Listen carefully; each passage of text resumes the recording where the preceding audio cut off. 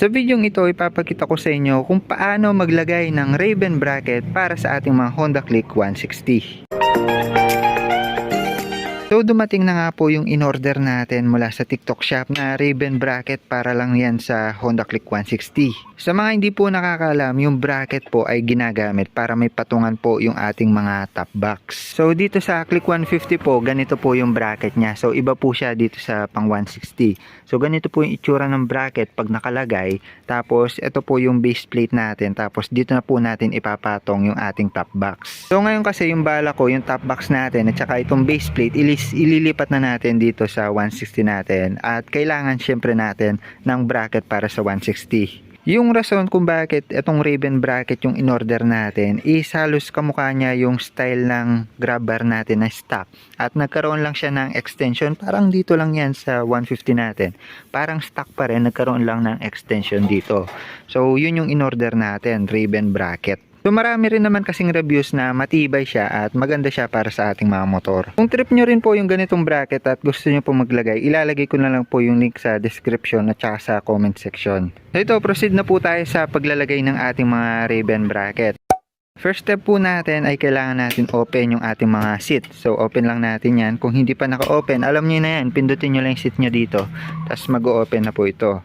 Tapos dahil nakatago po yung mga tornilyuhan yan, hindi po tulad dito sa 150 or 125 na naka-expose na agad, kailangan pa po nating i-open itong part na to ng ating mga cover.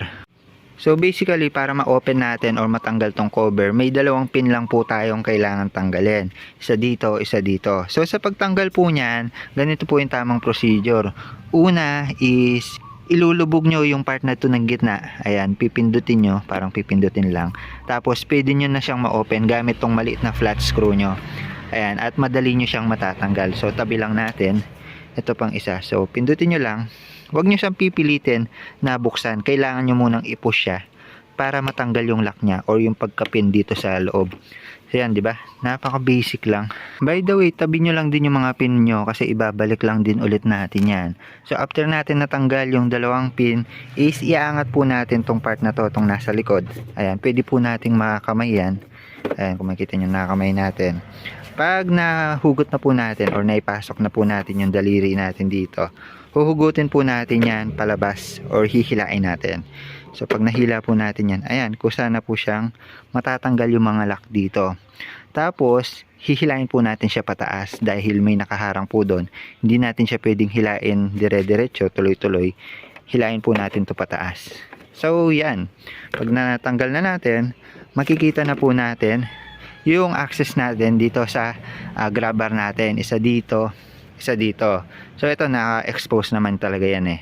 So sa mga bolt na yan or tornilyo, para matanggal natin yan, gagamit tayo ng 12mm na socket wrench. So kung meron kayong impact wrench, mas mabilis. Pero kung gagamit kayo ng L-handle at saka bala, okay lang din. Pwede naman makamayan or mano-mano.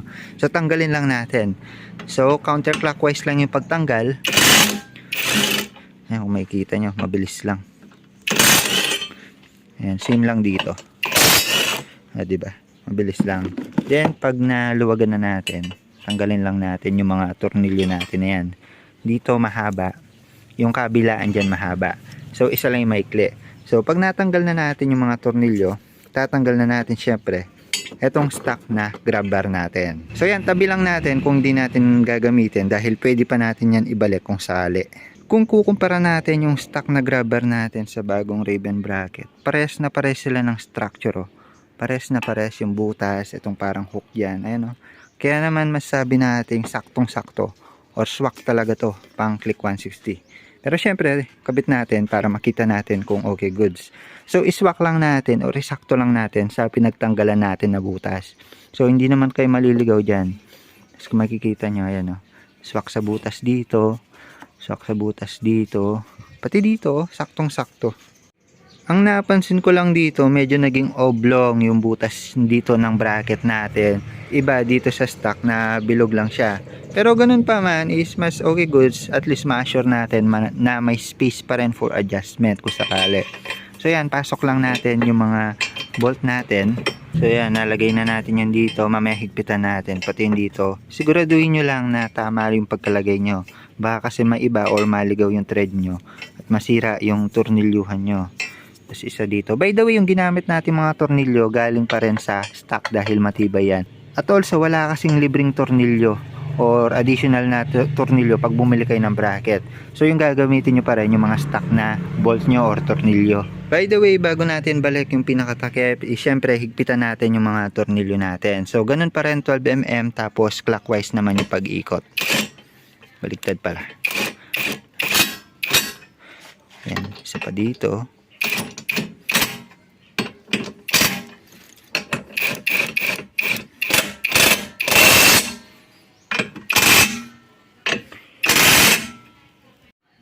So yun oh, lapat na lapat siya oh.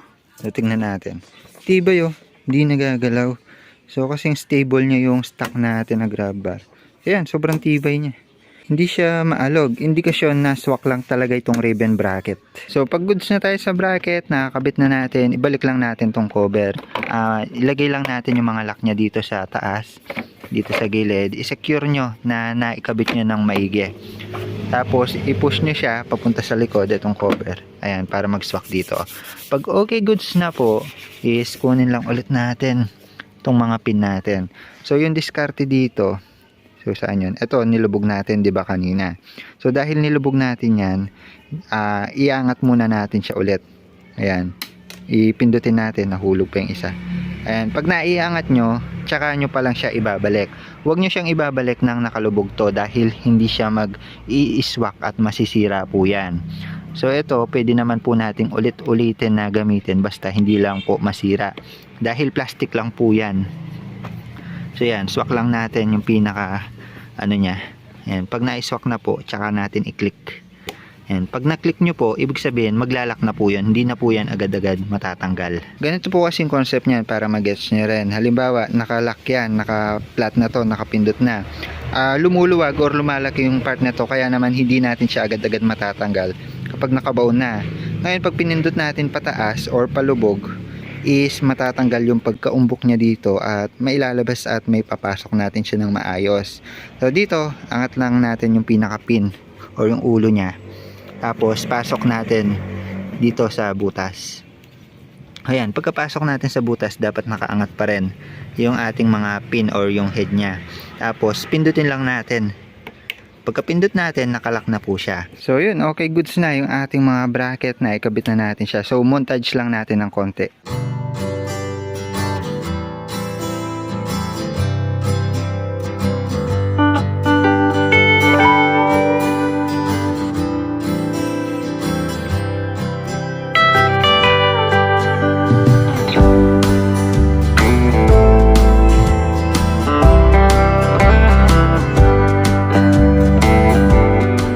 Actually, ang ganda ng dating niya kasi dito sa part na to parang may sign siya na X tapos medyo sapad siya. Di tulad sa 150 pag walang top box, pangit siya tignan eh. Dito kahit walang top box, napakaganda niya tignan eh. Tapos kinukumpara ko siya dito sa stock. Parang pinatong lang siya dito eh, no? Pero kung titingnan natin, magkadugtong yan. At syempre, dahil alloy ito, is matibay naman to kahit papano at hindi kakalawangin. So yan, lalagay na lang natin yung ating base plate tapos papatong natin yung top box. Kung gusto nyo makita yung video kung paano maglagay ng base plate is, ilalagay ko na lang yung link dito sa baba. Same lang siya sa paglalagay dito sa 160 eh. By the way, ito yung tsura niya pag nakabit na yung base plate natin at saka yung top box. Kung makikita nyo naman, napakagandang tignan, parang stock lang din pero matibay yan. So hard plastic yung top box natin para may idea kayo at hindi po siya magalaw dahil swak na swak naman po yung bracket natin. So yun lang para sa video na ito. The more click, the more you know. Ribbon bracket para sa Honda Click 160. Bye bye.